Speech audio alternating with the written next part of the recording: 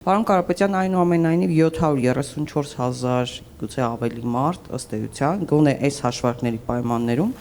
իշխանությանը ձայն չի տվել։ Եվ կարծում եմ ընդդիմության նպատակը միայն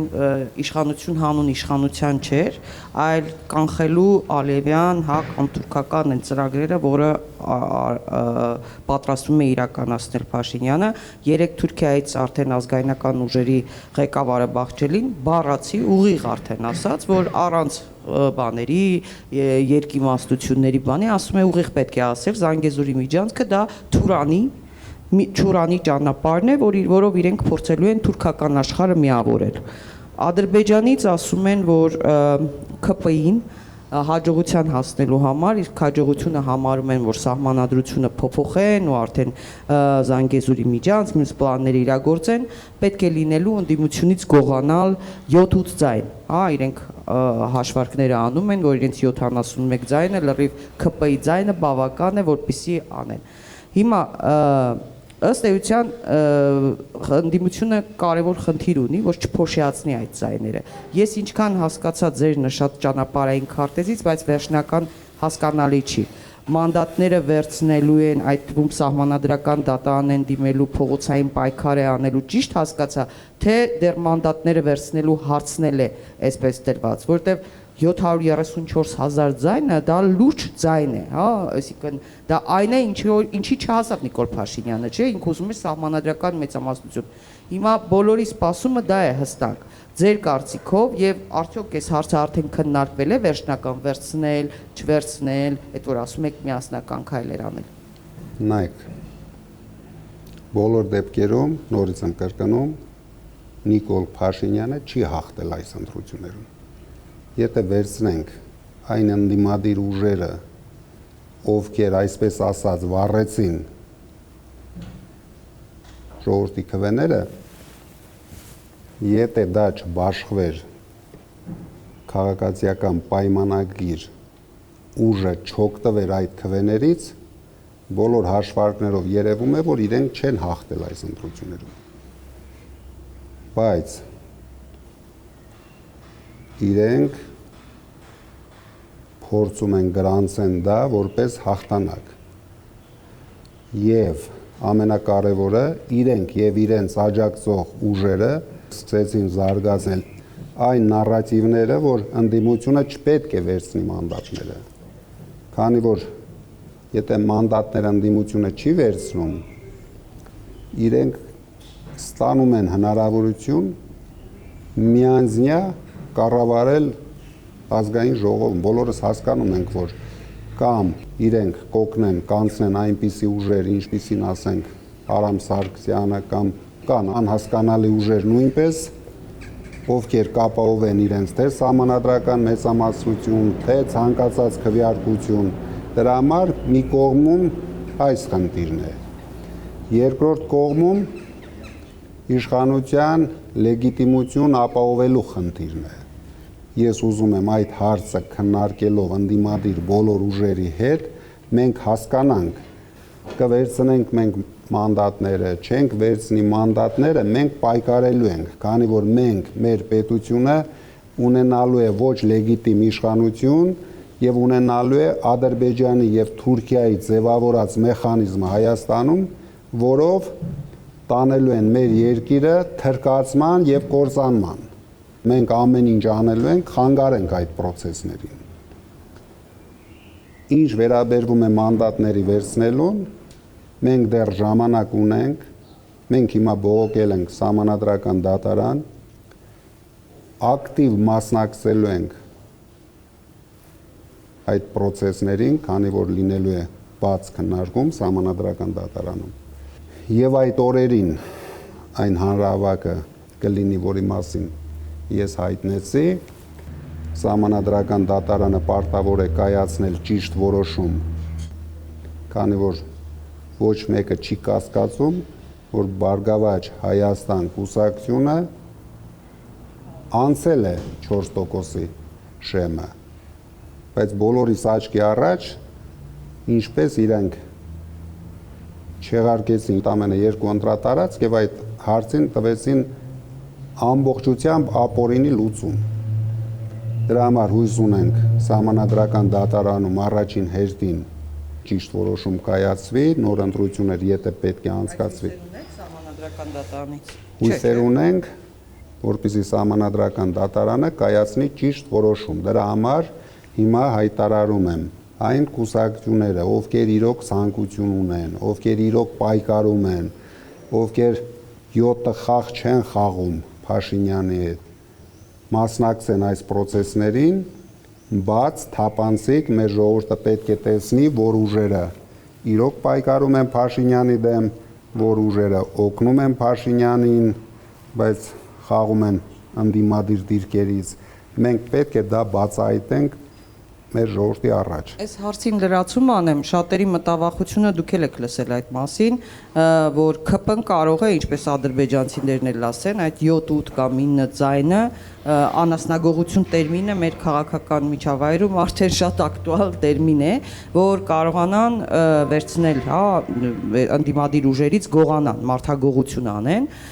ինչպես եղավ նախորդ պարլամենտի ժամանակ։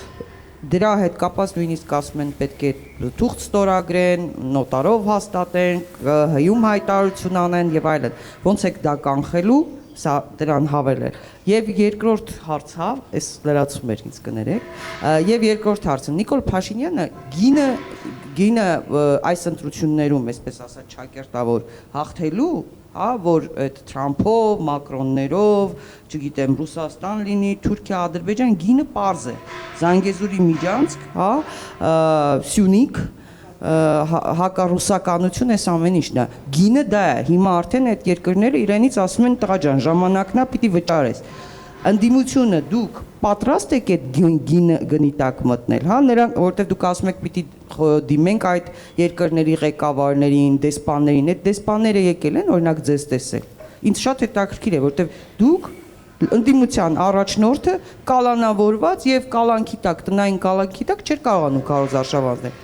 Եկել է որևէ հատկապես Արևմտյան եւ նաեւ Ռուսաստանի որևէ դեսպան եկել է ձեզ հետ հանդիպի։ Քանի որ մենք նոր ենք ապացուցել, որ մենք գլխավոր ընդդիմադիր ուժ ենք,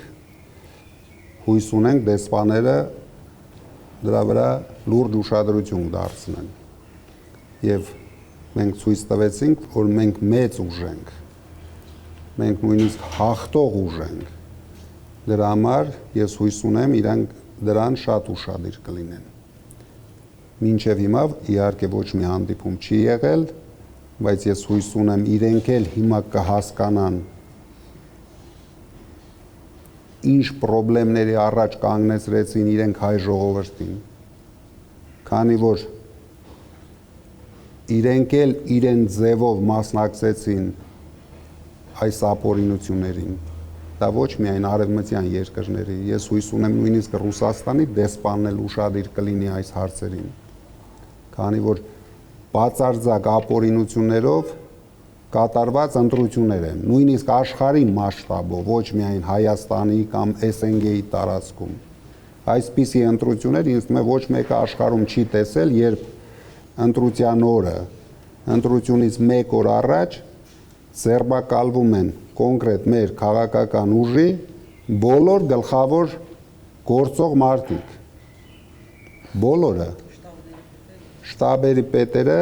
եւ շրջաների համակարգողները, բոլորը 103 մարդ կալանավորված են մինչև հիմա։ Կալանավորված են ամուսիններ։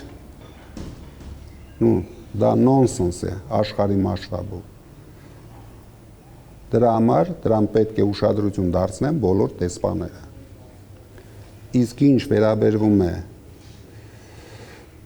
Թուրքիայի հայտարարություններին, Ադրբեջանի հայտարարություններին,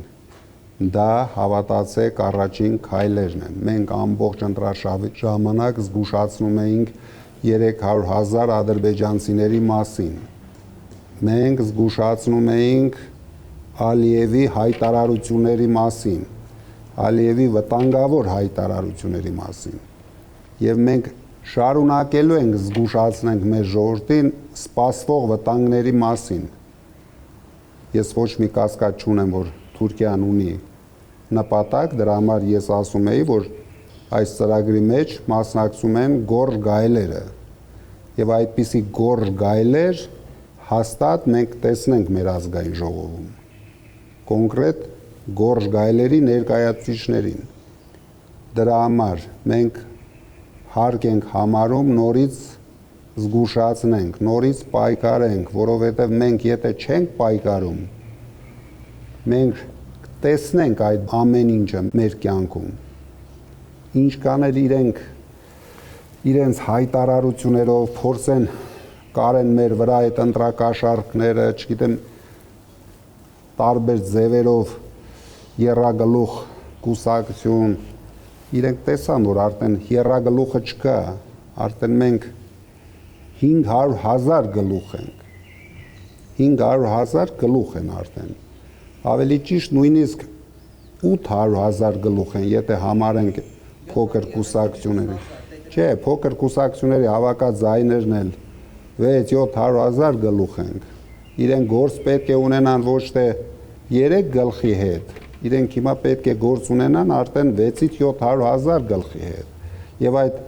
գլուխները ամեն օր շատանալու են, քանի որ իրենք ամեն օր ձախողվելու են։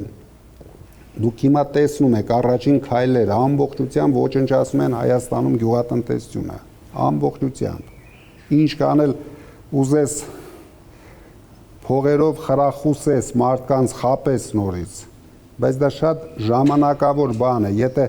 բոլորս հասկանում ենք, եթե ձեռնարկությունը փակվեց, իրեն ռեստարտ լինելու համար ամիսներ ու տարիներ են հարկավոր, որովհետև դրան գործող մեխանիզմներ են, գործող աշխատողներով, գործող բանվորներով, իսկ հիմա դուք կարող եք որպես լրագրողներ ստուգել, արդեն հիմնականում գյուղատնտեսական հիմնարկները իրենց բանվորներին անվճար բաց են թողել։ Ինչ արագությամբ կարող են այդ ռեստարտը ապահովել, մենք չգիտենք։ Ես տեսնում եմ, որ լուրջ վնաս է հասցվելու Հայաստանի տնտեսությանը, առավել ևս գյուղատնտեսությանը։ Դրա համար մարդիկ պետք է դա հասկանան, մարդիկ պետք է մեզ լսեն, վստահեն, որ մենք ոչ մի շահ չունենք։ Մեր հետևում չկան պետություններ, դուք բոլորը տեսաք նախընտրական փուլում, ոչ մի պետություն չարեց հայտարարություն մեր օգտին։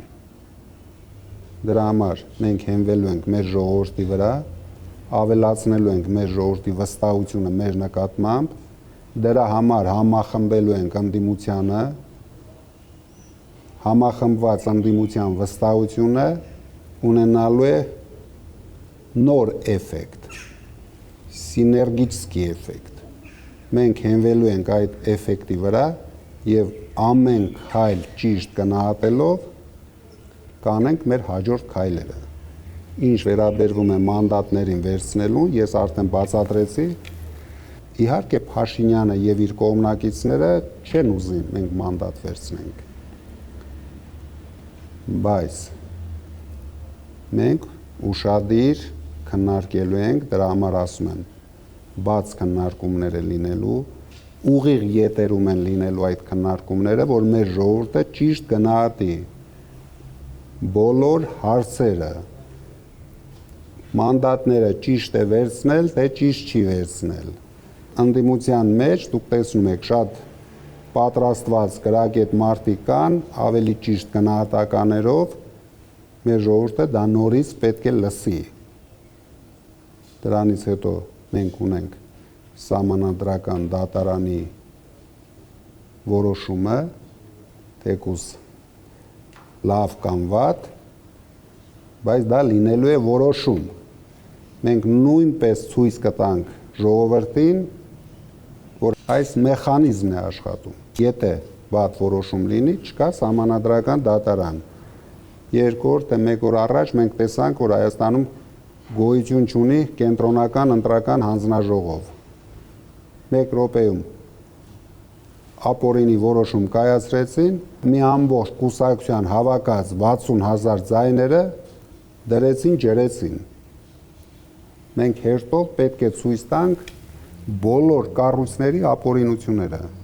եւ դրանից հետո նորից եմ ասում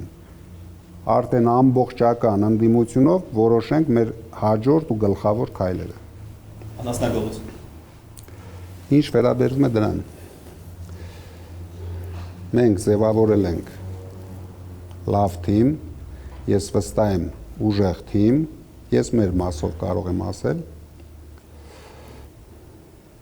Իհարկե իրենք փորձեր անելու են,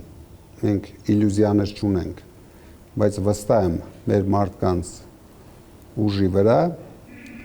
դե իհարկե մենք էլ ենք փորձեր անելու։ Դա միակողմանի չի լինելու, քանի որ իրենք արդեն չունեն լեգիտիմ իշխանություն։ Մի բան է դու ունես լեգիտիմ իշխանություն, դու ուժեղ ես եւ ուժեղ կայուն իշխանությունով մարդիկ կձգտեն մաս կազմեն այդ իշխանության մեջ, բայց եթե դու ունես ոչ լեգիտիմ իշխանություն, մազից կախված իշխանություն, ես չեմ հավատում հայ երիտասարդի, հայ մարդու, որ ցանկություն կունենա մաս կազմի այդ իշխանության մեջ։ Մենք հակառակը հույս ունենք։